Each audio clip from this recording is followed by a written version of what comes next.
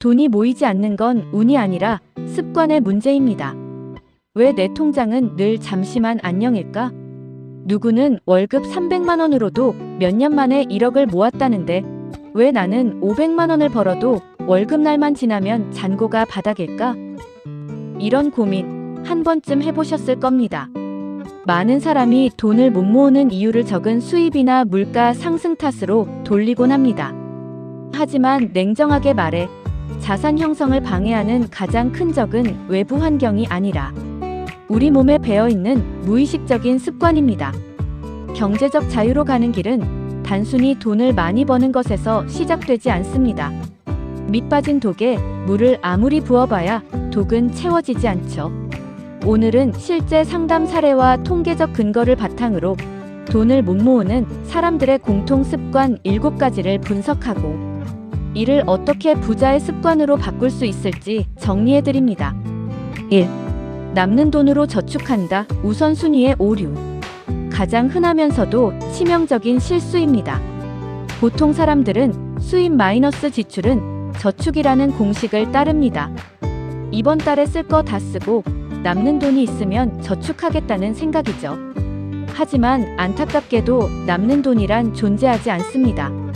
인간의 욕망은 가용 자산에 맞춰 무한히 확장되기 때문입니다. 위험성. 저축이 지출의 종속 변수가 되면 예상치 못한 경조사나 충동구매. 한 번의 저축 계획은 수포로 돌아갑니다. 해결책. 공식을 바꾸십시오. 수입 마이너스 저축은 지출이 되어야 합니다. 월급날 가장 먼저 정해진 금액을 별도의 저축 계좌로 자동 이체하는 강제 저축 구조를 만드는 것이 자산 형성의 영순위 원칙입니다. 이 소비를 보상이라고 착각한다. 감정 소비의 늪. 오늘 야근했으니까 치킨 정도는 괜찮아. 이번 프로젝트 끝났으니 명품백 하나쯤은. 이런 생각들이 당신의 노후를 갉아먹습니다. 스트레스를 소비로 푸는 보상 심리는 일시적인 도파민을 제공할 뿐 뒤이어오는 카드값의 압박은 더 큰 스트레스를 유발하는 악순환을 만듭니다. 위험성. 하루 1~2만 원의 소소한 보상 비용이 한 달이면 30에서 50만 원, 10년이면 복리 효과를 제외하고도 수천만 원의 차이를 만듭니다. 해결책. 스트레스 해소 창구를 돈을 쓰는 행위에서 돈이 들지 않는 행위, 즉 운동, 독서, 산책 등으로 전환해야 합니다. 감정이 격할 때 결제 버튼을 누르는 습관은 미래의 나에게서 돈을 훔치는 행위와 같습니다. 3. 신용카드, 숫자를 현금으로 인식하지 못한다. 신용카드는 마법의 카드가 아닙니다. 미래의 수입을 미리 당겨 쓰는 부채일 뿐이죠. 하지만 많은 사람이 카드 한도가 남아있으면 그것이 자신의 가용 자산인 줄 착각합니다. 특히 할부 결제는 한 달에 얼마 안 되네 라는 착시 효과를 일으켜 지출 통제력을 마비시킵니다. 위험성. 지불의 고통이 즉각적으로 느껴지지 않기 때문에 과소비에 무뎌집니다. 결국 다음 달 월급은 카드값을 갚기 위한 로그인 후 로그아웃의 반복이 됩니다. 해결책. 당분간 체크카드나 현금을 사용해보세요. 내 통장에서 돈이 즉시 빠져나가는 통증을 느껴야 비로소 소비에 신중해집니다. 4. 새어나가는 고정비를 방치한다. 구멍난 독. 부자들은 100만 원을 더 버는 것보다 10만 원의 고정비를 줄이는 것이 더 어렵고 가치 있다는 것을 압니다.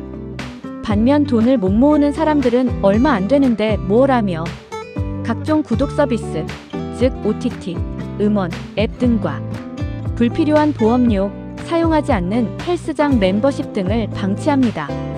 위험성 하나하나 따지면 소액 같지만 이들이 합쳐지면 매달 30에서 50만 원이 자동으로 증발합니다. 이는 연간 수백만 원에 달하는 거금입니다. 해결책. 매달 통장 내역을 살피며 사용하지 않는데 자동 결제되는 항목을 과감히 해지하세요. 고정비를 줄이는 것은 한 번의 결정으로 매달 확정 수익을 얻는 것과 같습니다. 5. 타인의 시선에 맞춰 소비한다. 비교 소비. 내 친구는 이번에 차 바꿨던데 동료가 간 해외여행 사진 보니까 나도 가야겠어. SNS의 발달로 타인의 화려한 일상과 나의 평범한 일상을 비교하기 쉬워졌습니다. 하지만 남에게 보여주기 위한 소비는 결코 만족을 줄 수 없습니다. 위험성. 내 소득 수준이 아닌 타인의 기준에 소비를 맞추다 보면 자산 형성은 불가능해집니다. 이는 결국 카푸어나 하우스푸어로 가는 지름길입니다. 해결책. 나만의 소비 가치관을 세워야 합니다. 남들이 무엇을 사든 흔들리지 않고 내가 정말 가치를 느끼는 곳에만 집중하는 주관 있는 소비가 필요합니다. 6. 돈의 흐름을 파악하지 못한다. 금융 문맹. 분명히 돈을 별로 안 쓴 것 같은데 왜 잔고가 없지? 이런 말을 자주 한다면 당신은 돈의 흐름을 전혀 모르고 있는 것입니다. 돈을 모으는 사람들은 자신의 수입과 지출을 데이터로 관리합니다. 위험성 기록하지 않는 소비는 통제할 수 없습니다. 어디서 돈이 새는지 모르니 대책을 세울 수도 없습니다. 해결책. 가계부 작성이 힘들다면 자산관리 앱이라도 활용해 매주 소비 패턴을 점검하세요. 내가 숫자를 장악할 때 비로소 돈이 나를 위해 일하기 시작합니다. 7. 투자는 여유 생기면 하는 것이라 생각한다. 일단 좀 모이면 주식을 하든 부동산을 하든 할게요. 가장 안타까운 말입니다. 투자는 남는 돈으로 하는 것이 아니라 시간의 복리 효과를 누리기 위해 지금 당장 시작해야 하는 것입니다. 위험성. 완벽한 준비를 기다리다가는 평생 투자의 기회를 놓칩니다. 인플레이션으로 인해 현금 가치는 계속 하락하는데 투자를 미루는 것은 앉아서 자산이 깎이는 것을 방관하는 것과 같습니다. 해결책. 적은 금액이라도 좋습니다. 매달 소액으로 우량주를 사거나 적립식 펀드에 가입하세요. 투자의 습관이 먼저 형성되어야 돈을 모으는 동기부여도 확실해집니다.